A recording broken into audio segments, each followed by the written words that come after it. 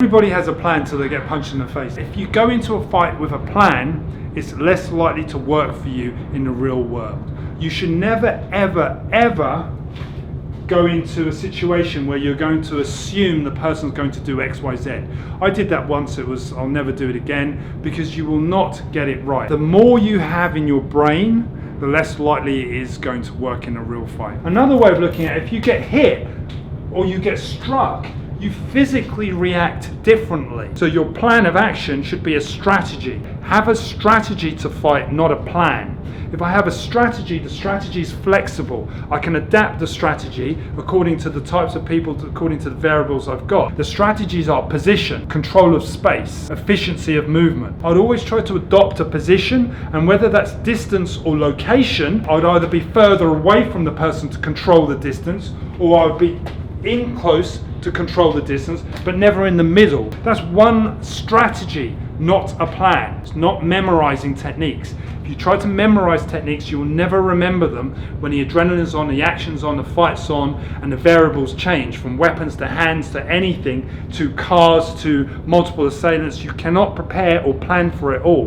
What you can do is strategize. So if I've got my distance, I can strategize for that distance. My position's always going to be the location of where I stand in combination of my distance. I want to be towards the dominant side, potentially his dominant side, so I can smother it and I can protect myself against punches and weapons. If I've got my position, I can understand simple concepts that if I stand towards a weaponized arm, close, and he's drawing his weapon, I'm not even giving him a chance. I'm not going to give him a chance. I'm going to be on this straight away. I'm going to be on him straight away. I'm going to be fighting for that weapon, because any sort of distance that he has with that weapon is going to put me at risk. If he's already got the weapon out and I move in on him, for example a knife, if I walk into the knife, bang, it's a done deal. You know, dealing with weapons, the only time you can deal with a weapon is when he draws the weapon. If he already has the weapon out, then you're as good as dead. It's a dangerous thing to try to disarm someone with a weapon pointed at you.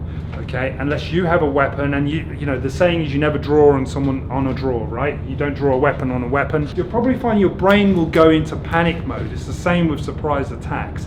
If you get someone who's suddenly driving at you and suddenly throwing punches and coming at you, bang, and they're catching you by surprise, the plan that you had in effect will not work. Plans do not survive first contact. That's a common saying. So the one thing you need to be able to do is have a flexible way of thinking.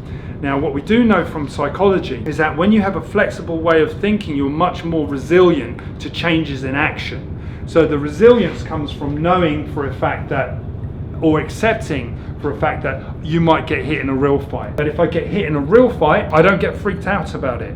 What I do is I accept it. I know it's part of the process. I can't be in a fight and not get hit. It's like making eggs, right? You can't scramble eggs without opening the egg. Anyone who thinks they're going to get into a fight and never ever get hit, they're in the fantasy world. Because even if you come out dominant, you come out on top, your clothes are going to be ripped, your face is going to be punched in, you're going to be bruised. It's very rare that you're going to hit someone and they're going to fall on the floor. Most people will experience adrenaline, they'll take your punches and they'll hit you back. So fights are brutal. If you accept that from a mindset perspective straight away, then what you've got is a situation where you're going to be more resilient to changes. So that again is a strategy. So what I'm trying to do is explain it as I never have a plan. If he, for example, if he grabs me, I do this technique, okay?